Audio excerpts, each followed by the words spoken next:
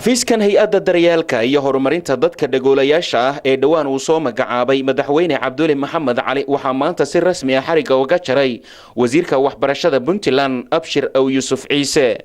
xaflad lagu daafurayay bandhiga xafiiskani waxaa ka qayb galay xubno ka tirsan golaha wasiirada culimada gobolka Nugaal iyo qaar ka mid ah hay'adaha qaramada midoobay. Bilal Cabdulle Maxamed oo ku hadlayay magaca agaasimaha guud ee hay'adda daryeelka iyo horumarinta dadka dhagoolayaasha ayaa madasha ka sheegay waajibaadka dawladda ka saaran daryeelka dadkaasi. waxaa dawladda xaq u ah inay daryeesho dadka indhoolayaasha, dhagoolayaasha, agoonta, waayeelka, curyaamiinta. xaq waajiba ayay dawladda ku tahay inay hadduu al ku ron yahay daryeelaan. markii dawladda la yiraahdo dawladdu dadka madaxda ah iyo shacabku waa isla dawladdii. dawlad waa dalka iyo dadka iyo nidaamka weey. marka inagoo isku duuban oo aan maartay madaxweyne iyo madaxweyne ku xigeen iyo wasiir lagu halaynayn baa xilkaas aynu qorannay wada saxiixanay dushan aan ka saaran yahay. qaar ka mid ah madaxda hay'adaha qaramada midoobay iyo kuwa islaamiga ah ee goobta ka hadlay waxay dhankoodu ay ballan qaadeen in xafiiskan ay taageero la garab taagan yihiin.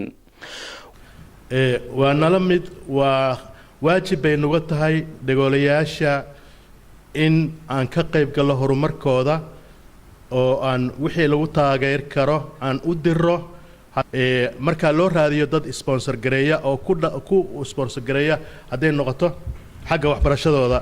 anigu ku hadlayo magaca UNICEF aad baan u soo dhaweynayaa waxaana ballan qaadayaa wixii tabar wada shaqeyn iyo tabaabusho kala oo xafiiskan cusub inaanu ka geysano. wasiir ku xigeenka haweenka Puntland Farxiya Yusuf Xirsi Dhunkaal iyo wasiirka waxbarashada Puntland Abshir Aw Yusuf Ciise ayaa ballan qaaday kaalinta ay ka geysan doonaan sidii dadkan taageero loogu sameyn lahaa. runtii anaga wasaarad ahaan tani waa qoyskii qayb kamidana waa ay yihiin inta naafada way kamid tahay inaan u gurmanaahina waa mudnaantayada koowaad hadduu ilaahay idno annagii intaanu bahwadaagtanahay iyo intaan dawladda la wadaagno dhammaan inaanu ka qayb qaadano arrintan horumarinteeda. marka waxay u baahan yihiin manhaj in loo sameeyo, waxay u baahan yihiin markii manhajka la sameeyo agab tacliimeed bay u baahan yihiin, agab waxbarasho, waxay u baahan yihiin macallimiin tayo iyo tababar leh in loo sameeyo, waayo wax waliba macallimiin bay leeyihiin.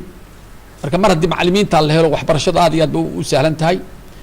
innaga waxa weeye markay intaa helaan inay kormeer helaan, inay imtixaamo laga qaado helaan, inay shahaadadooda helaan, inay hore ka socdaan. wax la soo tijaabiyey weeye, wax adduunka maanta ka shaqeeyo weeye. hayeeshee dadka naafada ah ee isugu jira dhagoolayaasha, curyaamiinta iyo indhoolayaasha ku nool gudaha Puntland waxay intooda badan ay yihiin kuwa u baahan daryeelka dawladda sida uu dastuurka Puntland qorayo. Cumar Soomane, Universal TV, Garowe.